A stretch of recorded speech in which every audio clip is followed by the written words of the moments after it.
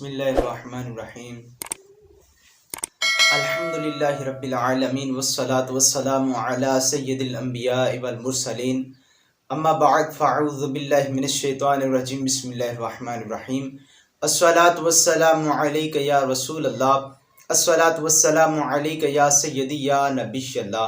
عزیزان محترم، آج ہم سنتے ہیں کہ حضرت سیدنا یحییٰ بن معاذ رحمۃ اللہ تعالی علیہ آپ نے فرمایا کہ 6 طرح کے افراد پر بھلائی کا دروازہ بند ہے۔ تو وہ کون سے 6 حضرات ہیں جن پر بھلائی کا دروازہ بند ہے؟ تو چلیے سنتے ہیں پھر۔ حضرت سیدنا یحییٰ بن معاذ رحمۃ اللہ تعالی علیہ آپ نے ارشاد فرمایا کہ ان 6 افراد میں سے پہلا شخص یہ ہے کہ اپنے علم پر عمل نہ کرنے والا، اپنے علم پر عمل نہ کرنے والا شخص جو ہے اس پر بھلائی کا دروازہ بند ہے۔ جس طرح حضرت سیدنا سلطان باہو سرکار رحمۃ اللہ تعالی علیہ آپ نے ارشاد فرمایا کہ تے تسبیح پھری پر دل نہ پھریا کی لینئی تسبیح پھڑ کے ہو، علم پڑھیا پر عمل نہ کیتا کی لینئی علم پڑھ کے ہو، چلے کٹے پر رب نہ ملیا کی لینئی چلیاں وچ وڑ کے، جاگ بنا دودھ جمدے نہ باہو بھاویں لال ہومن کڑ کڑ کے ہو۔ یہ حضرت سیدنا سلطان باہو سرکار رحمۃ اللہ تعالی آپ نے بھی فرمایا ہے کہ علم پڑھ لیں لیکن اس پر عمل نہ کریں تو اس علم کا کوئی فائدہ نہیں ہے آپ کو پڑھنے کا، اور اس علم کو حاصل کرنے کا کوئی فائدہ نہیں ہے جب اس پر عمل ہی نہیں کرنا ہے۔ تسبیح سے مجھے یاد آیا کہ حضرت سیدنا پیر مہر علی شاہ رحمۃ اللہ تعالی علیہ آپ کا معمول تھا کہ آپ عصر کی نماز پڑھ کر ریل گاڑی کے اسٹیشن کے پاس جاتے تھے۔ ایک دفعہ آپ گئے تو ریل گاڑی سے ایک انگریز اترا تو اس کے ہاتھ میں بندوق رائفل تھی۔ تو حضرت سیدنا پیر مہر علی شاہ رحمۃ اللہ تعالی علیہ آپ نے اس انگریز سے پوچھا کہ تیرے ہاتھ میں کیا ہے؟ اس انگریز نے کہا کہ میرے ہاتھ میں میرا ہتھیار ہے، میری رائفل ہے، میری بندوق ہے۔ تو پیر مہر علی شاہ رحمۃ اللہ تعالی علیہ آپ نے ارشاد فرمایا کہ یہ کیا کرتی ہے؟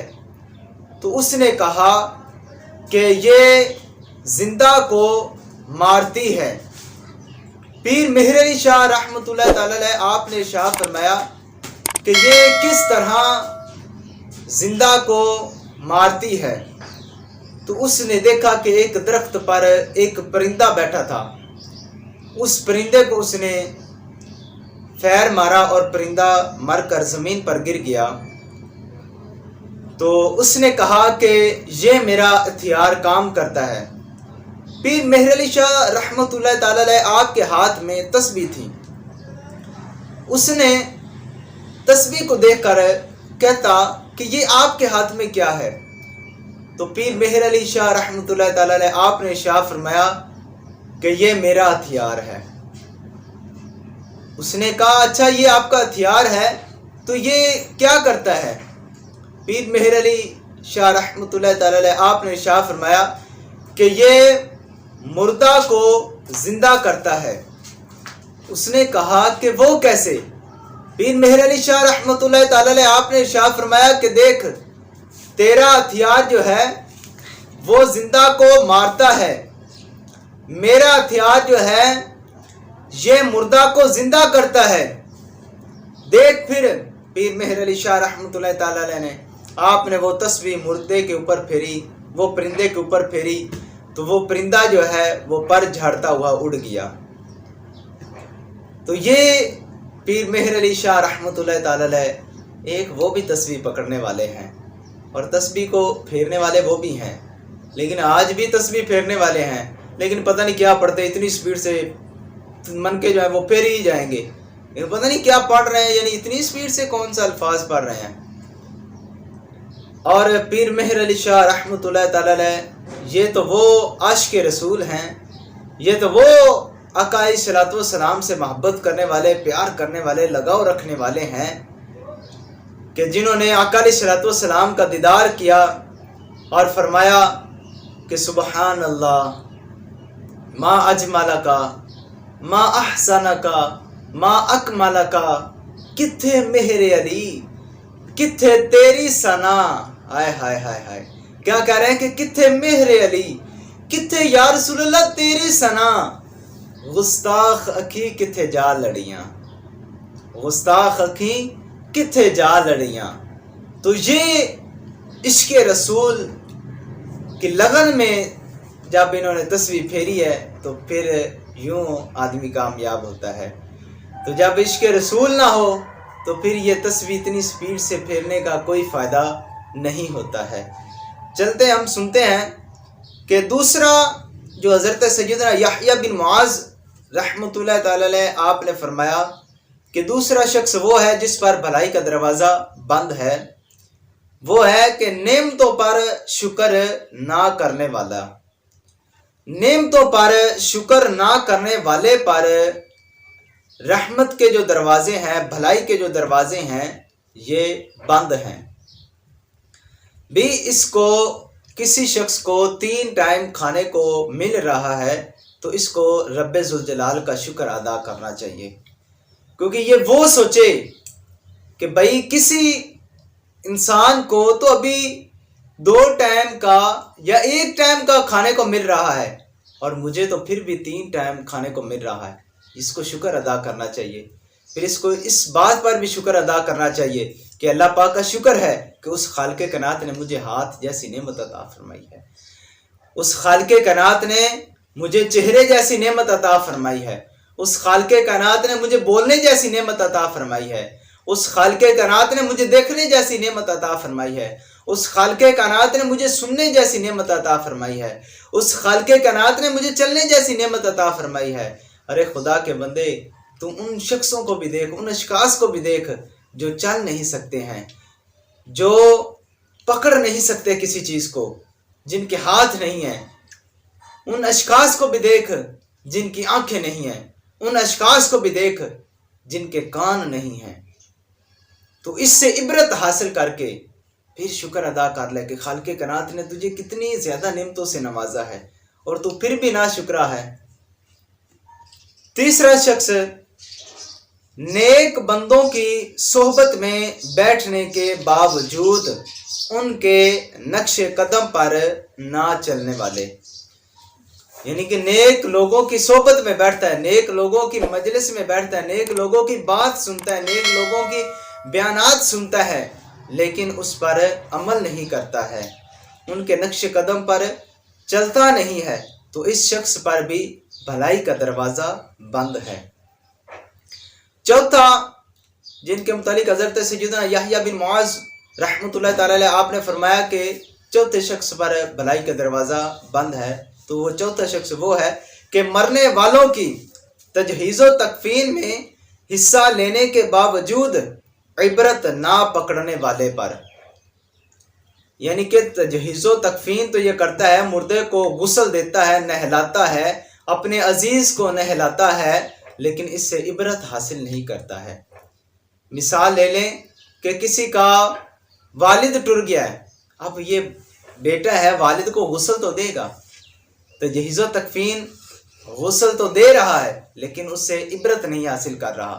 کسی کا بھائی ٹر گیا ہے، بیٹا ٹر گیا ہے، یا عزیز و اقارب میں سے کوئی شخص چل پڑا ہے، ٹر گیا ہے، دنیا فانی سے پردہ کر گیا ہے، تو یہ اس کے بھی تجہیز و تکفین میں اس نے حصہ لیا ہے، لیکن اس نے عبرت نہیں حاصل کی. کیونکہ جو مرنے والا ہے وہ تو یہ بتا کر جا رہا ہے، اے لوگو، جس طرح ہم تمہیں چھوڑ کر جا رہے ہیں نا، اسی طرح ایک دن تم لوگوں نے بھی اپنے عزیزوں کو چھوڑ کر جانا ہے. ہم اپنے عزیزوں کو چھوڑ کر جا رہے ہیں تو تم لوگوں نے بھی چھوڑ کر جانا ہے. یہ فانی دنیا چھوڑنی ہے، اخروی زندگی میں جانا ہے، ابدی زندگی میں جانا ہے. تو یہ عارضی زندگی ہے، تو یہ وہ بتا کر جاتے ہیں، لیکن اس سے عبرت نہیں حاصل کرتے ہیں لوگ. 5वें नंबर पर दौलत होने के बावजूद आखिरत के लिए तोशा जमा ना करने वाले पर, इस पर भी भलाई के दरवाजे बंद हैं। 6ठे नंबर पर यानी कि आखिरी, गुनाहों की कसरत के बावजूद तौबा ना करने वाले पर भलाई का दरवाज़ा बंद है। गुनाह तो कर लिए हैं लेकिन तौबा नहीं करते। खुदा के बंदो, गुनाह किसी वजह से सरजद हो गया है तो उस पर तौबा भी कर लें। ये एक स्टाक की जो आपकी ज़बान है ना, सिर्फ आपने इसको हलाना है, इसको हलाना है तो खालिक़े कायनात आपकी दुआ को कबूल कर लेगा। खालिक़े कायनात वो तो बहुत करीम है, मेहरबान है, रहीम है, बख्शने वाला है। लेकिन ये हमारी कोताही है कि हम गुनाह करके उस पर पछताते नहीं हैं, उस पर शर्मिंदा नहीं होते हैं, उस पर माफ़ी नहीं तलब करते हैं।